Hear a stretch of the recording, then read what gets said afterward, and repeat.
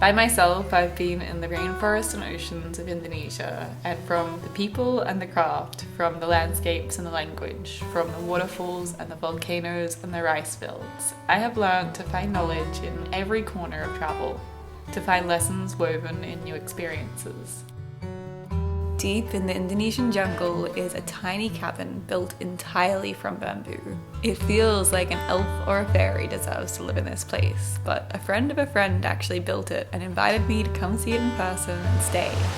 Okay, not to be dramatic, but I think that I found the most beautiful house in the whole world, and I'm staying there tonight. Come on a tour. So you may have noticed that every single element of this place is built from bamboo, which is just so inspiring to me. I just can't believe it. Like the roof and the beams, the windows are even made from bamboo, the bed is made from bamboo, the stairs, the furniture, everything. And it's just so cool to see these natural materials being used so beautifully. I don't even believe this, but the lights are made from bamboo. It is incredible. This is blowing my mind. They've put lighting inside these beams of bamboo so that they glow, and it's so beautiful. So with my mum's LED lighting skills and her ability to cut glass, and with my bamboo building skills, I think these windows could be achievable. So I really want to try to build them. They're so cool. They open so amazingly. This whole place just feels like a fairy tale. I kept sketching ideas to build at home. I love this combination of traditional materials and modern living, and this space is so simple yet so complex. It has the joys of camping while being so luxurious. And it combines so many different techniques of building with bamboo. Quickly, the night got away and it was time for bed, waking up to the soft stream in the morning.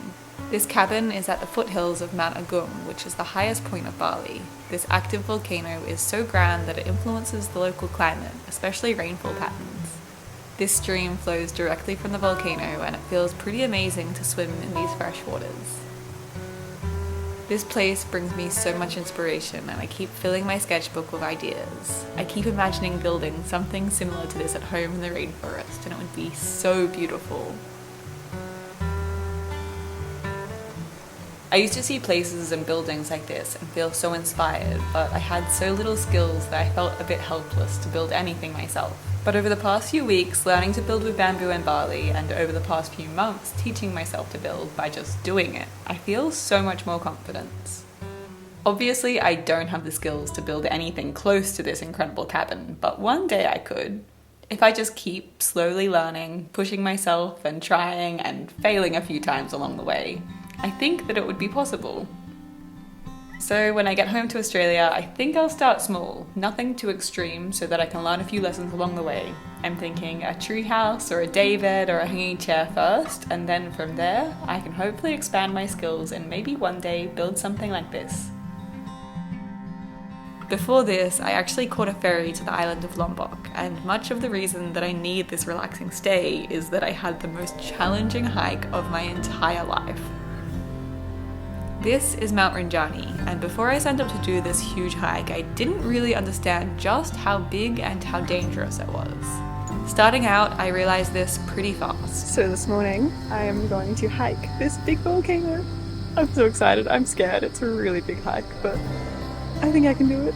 I just woke up and it's 6 o'clock and the sun is rising over the biggest volcano I've ever seen, and I'm about to hike to the top. It's gonna take 3 days. Just on the first day, we climbed up 1,400 meters in elevation, or 4,500 feet.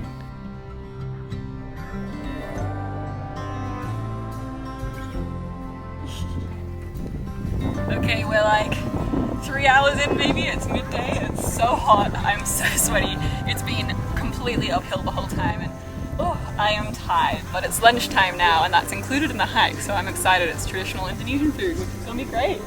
And the fog's rolling in. It's so beautiful. I'm so tired. After what I thought was the hardest day of hiking of my life, but this record would be broken again tomorrow, we finally got to our first camp. This hike has to be done in a group with a guide and porters, and I'm so grateful to this team because there's no way that I could have done it while carrying my own food and mattress.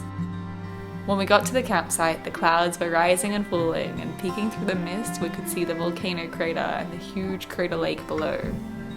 This volcano is active, and it's the second tallest volcano in all of Indonesia. The last time it erupted was in 2016, but it could erupt at any time, which is something that's a bit unsettling when you're camping on the edge of its crater.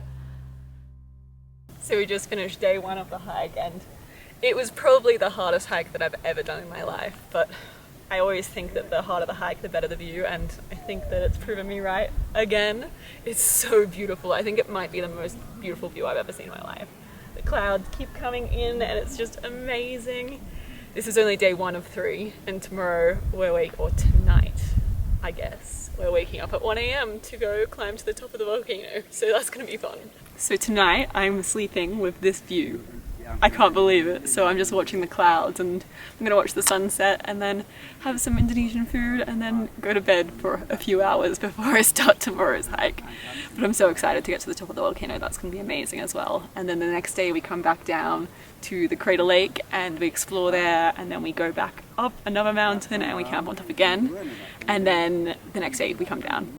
That sunset was the most beautiful that I've ever seen, but again, this record would be broken tomorrow. Me and the other people in my group were so exhausted by sunset that we fell asleep at 7 o'clock, which was good for our very early wake up the next day.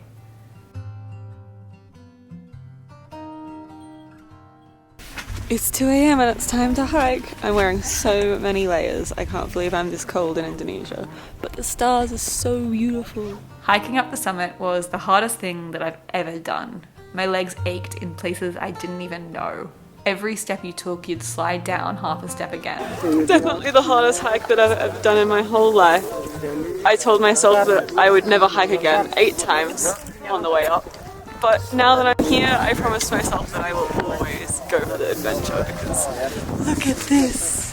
But looking deep into the crater, down into the smaller volcano, inside the crater, across to the Gili Islands, and then far across the horizon to Bali and Mount Agung sticking out from the clouds, everything felt like it was worth it. Then I began the hike back down for breakfast. Just a week after I completed this hike, a woman my age doing the same hike on the same path fell down the mountainside in this very spot. She couldn't be rescued and she died. It's such a tragedy, and if I knew how dangerous the hike was, I probably wouldn't have attempted it myself. I think it's finally warm enough to take off one of my layers. You might be thinking, Anastasia, how cold is it really? Aren't you in the tropics? Aren't you in Indonesia, the land of the sun, the eternal summers? It's in the -degrees Celsius up here. That's how tall we are right now. It's over 3,000 meters.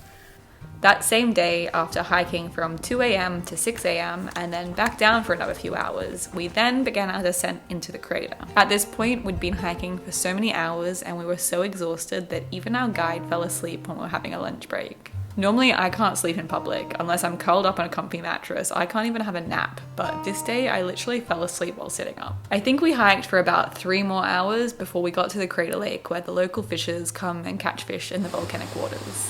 The fog was rolling in, and then our guide showed us this spot where there's a waterfall that flows out of the crater lake, and below a hot spring heated by magma in the volcano comes out. We relaxed our muscles in the natural spa before hiking for another 3 hours straight up the crater to the other side of the volcano. Yet another day of the most grueling hike of my life, and yet another day of questioning why I signed up to do this, but yet another sunset that makes me realize exactly why. It's so beautiful, all the clouds are down low and the mountains are poking out. It's amazing. As we were climbing up, you could see Rinjani, which is baby Rinjani, the tiny little volcano that's in the center of the crater of the big volcano. And wow, this place is just magical. We gained an elevation of 1,700 meters or 5,600 feet, but to be honest, all of these numbers meant nothing to me before I actually did it, and then I realized just how difficult it really was. And meanwhile, the Indonesian porters do this all while carrying kilos of food, tents, and supplies, and they do it all in flip-flops. That night, I went to bed at 6 p.m. and I woke up at 6 a.m., still tired. Day 3, I'm trying to convince myself out of my thermals. I can't do it. Apparently it's only 4 hours of hiking today, not 10 hours like yesterday. And then we get to a hot shower. We hiked for a few hours down the mountain, and just as we had almost arrived, I said to my new friends, "Wow, I carried my raincoat this whole way and I just didn't use it." Just as I said it, the torrential rain battered down and we walked the last 10 minutes of the hike using leaves as umbrellas. I met other travellers in my month in Indonesia that thought it was hilarious that I spent my holiday building with bamboo and climbing volcanoes, but I just love an adventure. But I think more than any adventure, my favourite thing about travelling is meeting the locals and learning from traditions and culture and conversation and laughter.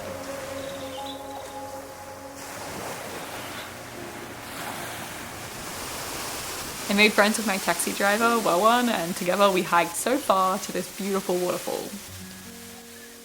And then I met up with my friend Nanja and her partner Mazril, and they showed me the beautiful diverse culture of the Sasak people.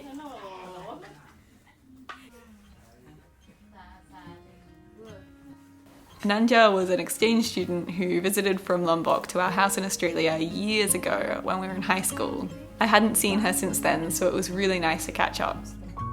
First, we went to a traditional Sasak pottery village where these skilled potters showed us how to create from local clay.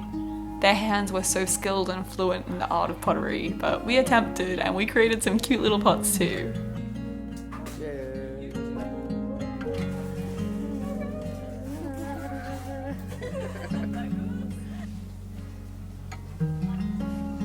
They collect clay from a specific region where the soil is perfect and then they air dry it. Then they have these massive communal firing centres where they fire these huge pots. I wish I could bring this pottery home, but I don't think it would fit in my backpack.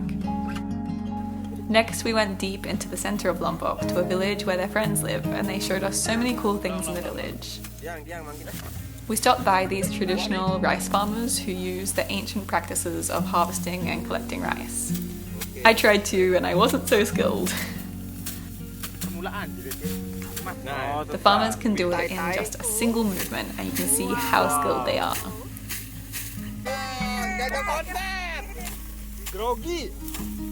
These farmers still use practices that have been passed down for generations instead of opting for modern alternatives. Farmers in Lombok often use beautiful traditions like integrating animals into the production. Cattle are often used to till the land instead of plows.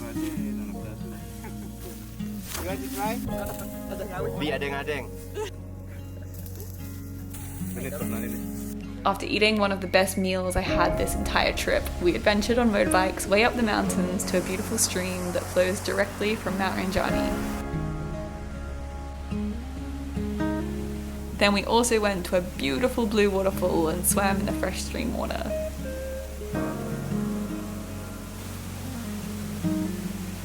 We also dropped in and visited some friends of theirs that are treating and building with bamboo. They have this huge treatment facility where they soak the bamboo in big vats with boric acid and borax solution so that the bamboo becomes safe from borers and termites. I said goodbye to Nanya and Mazril and returned back to the island of Bali. Here, I've been staying in some really cool places, and my inspiration for building is growing every day. So I woke up here last night, and I don't know if you can see the beautiful structure, but it's 4 stories high, and it's all built from bamboo, and I am so inspired. I want to build this at home. It's all natural materials. Everything is just so hand done. It's so beautiful. It was really cozy. It rained in the night. I love all the little details of this place, like the ladders made from bamboo and how it feels so lush and luxurious to sleep in basically a bamboo tent. This is how you get to the room on top.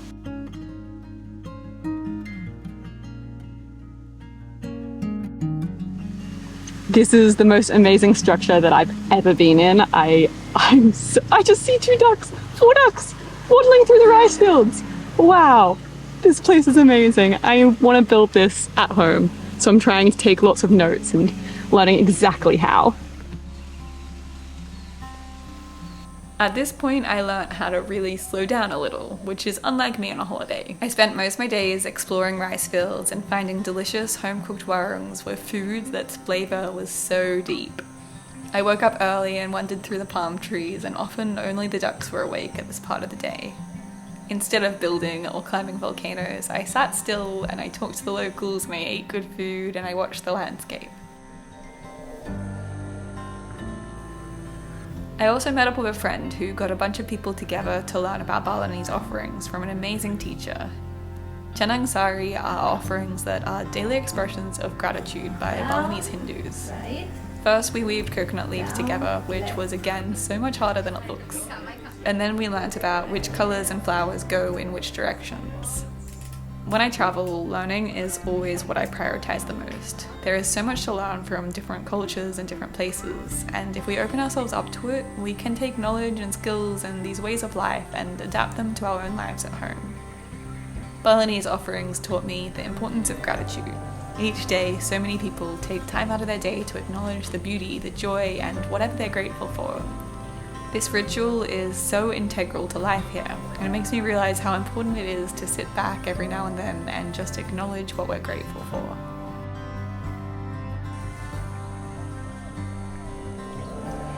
At this point, I'm just on a bamboo tour of this island. Tonight, I'm staying in this beautiful bamboo tree house for the next few nights actually, and I'm really excited to show you.